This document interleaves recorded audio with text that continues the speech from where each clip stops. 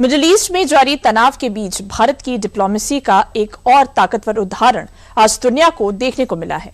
एक तरफ जहां स्ट्रेट ऑफ होर्मुज की वजह से समुद्री मार्ग कई देशों के लिए बंद हो गया है, तो दूसरी तरफ एलपीजी से भरा भारतीय जहाज शिवालिक भारत पहुंच चुका है। इसमें इतनी एलपीजी गैस है जो करीब 32 लाख से ज्यादा घरेलू गैस सिलेंडरों के बराबर है। इतना ही नहीं, मंगलवार को और दूसरे जहाज भी आने वाले हैं। दूसरी तरफ इधर यूपी में सीएम योगी ने सोमवार को गरीबों के घर का सपना साकार किया है। वहीं यूपी सियासत से जुड़ी हुई कई ऐसी खबरें भी हैं जो चुनाव के नजदीक आते ही जातिगत वाली सियासत करने वाले नेताओं को एक्सपोज कर रही है। न्यूज 360 में कई और बड़ी खबरें हैं जो आपको अगले 45 मिनट में विस्तार से समझाएंगे, लेकिन शुरुआत करेंगे आज की सबसे बड़ी खबर से। एलपीजी गैस लेकर भारत पहुंचा शिवालिक जहाज पर, देखिए ये रिपोर्ट।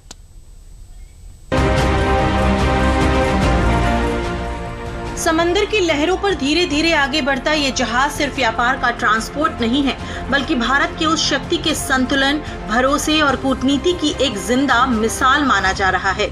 दुनिया के लिए ये शायद सिर्फ एलपीजी से भरा एक जहाज होगा, लेकिन भारत के लिए ये उस रणनीति की कहानी है जो युद्ध की आग के बीच भी संवाद की राह तलाश लेती है।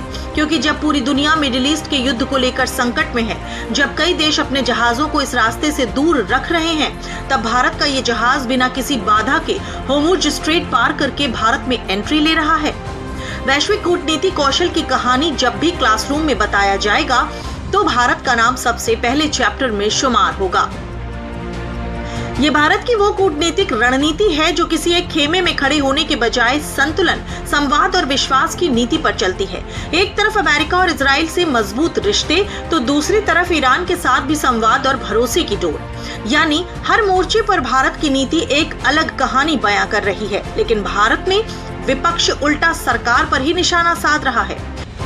वेस्ट एशिया में जारी कॉन्फ्लिक्ट के कारण देश में एलपीजी संकट की और आपका ध्यान, सरकार का ध्यान खींचना चाहता। एलपीजी संकट को पूरे देश में हाहाकार मचा हुआ है।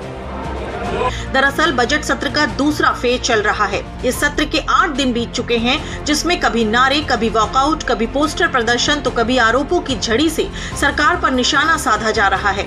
ऐसा लग रहा था कि संसद में बहस नहीं बल्कि सियासी टकराव की पटकथा लिखी जा रही हो, लेकिन सोमवार को संसद के गलियारों में तस्वीरें कुछ अलग ही दिखाई दी। सोमवार को लोकसभा में पहली बार प्रश्नकाल बिना किसी हंगामे के पूरा हुआ।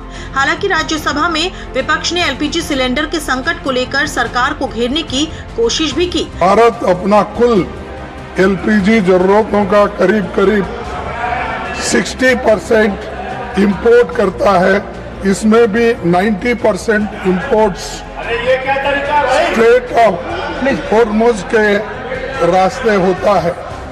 इस लिहाज से मौजूदा हालात डोमेस्टिक अवेलेबिलिटी और प्राइस स्टेबिलिटी दोनों के लिए गंभीर चिंता का विषय बन गया है।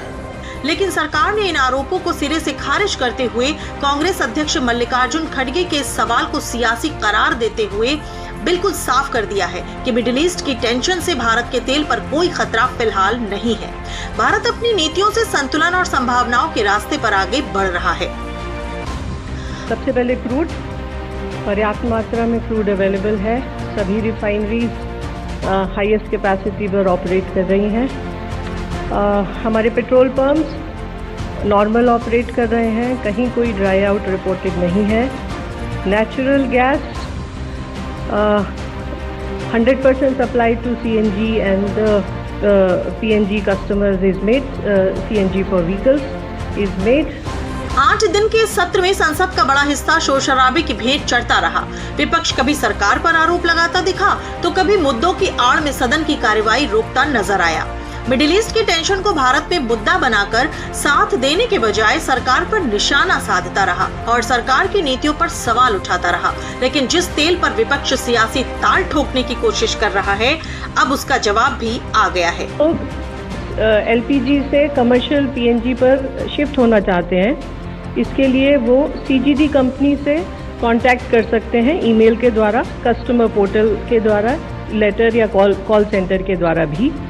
और इन सभी कंपनियों के डिटेल PNGRB वेबसाइट पर भी अवेलेबल है। इस प्रेजेंटेशन में आप देख सकते हैं PNGRB का URL भी है। इसके द्वारा they can contact their CGD, promote the PNG connections. Certain incentives have also been announced by some of the companies. For example, Indraprastha Gas Limited, कोई भी कंज्यूमर, डोमेस्टिक कंज्यूमर अगर 31 मार्च से पहले कनेक्शन लेता है और गैस लेना शुरू करता है तो उसको 500 रुपये का फ्री गैस देने की उन्होंने बात की है। इसी तरह महानगर गैस ने भी कुछ इंसेंटिव दिए हैं और सिक्योरिटी डिपॉजिट को भी वेव ऑफ करने का बात कहा है। गेल अथॉरिटी, यानी जो भी लोग LPG से PNG पर शिफ्ट होना चाहते हैं वो कस्टम केयर पर बात करके शिफ्ट कर सकते हैं। साथ ही ऑनलाइन तरीके से भी कनेक्शन ले सकते हैं। इसके साथ ही सरकार ने ये भी साफ कर दिया है कि भारत में तेल की कोई किल्लत नहीं है। भारत के लिए सप्लाई लगातार जारी है। The Indian flag vessel Jag Ladki, which sailed from UAE on 14th of March, it is carrying 80,000, about 81,000 of Murban crude oil, is safely en route to India, and it has this vessel and all Indian seafarers are on board are safe. They'll be reaching tomorrow at Mundra port. यानी जो straight offer Hormuz दुनिया भर में तेल संकट की ओर इशारा कर रहा था वो रास्ता भारत के लिए एकदम क्लियर है, क्योंकि स्ट्रेट ऑफर होर्मुज़ से पार करते हुए शिवालिक LPG शिप भारत में पहुंचा है। संकट चाहे जो भी हो, भारत की नीति उस संकट को समाधान में तब्दील करके दिखाती है। मिडिल ईस्ट में जारी जंग ने दुनिया भर के आर्थिक स्थिति को संकट की ओर मोड़ दिया है, लेकिन इस संकट के दौर में भी भारत अपनी विदेश नीति और वैश्विक साझेदारी के बल पर समाधान जुटा रहा है। यानी भारत हर मोर्चे पर अपनी मजबूती से दुनिया को संदेश दे रहा है कि चाहे व्यापार हो, संवाद हो, सुरक्षा हो, हर मामले में भारत संतुलन बनाए रखता है। जिस LPG पर विपक्ष अपनी सियासी राजनीति पेश करता नजर आ रहा है, उस राजनीति पर मिडिल ईस्ट से भारत में एंट्री लेता ये जहाज करारा जवाब माना जा रहा है।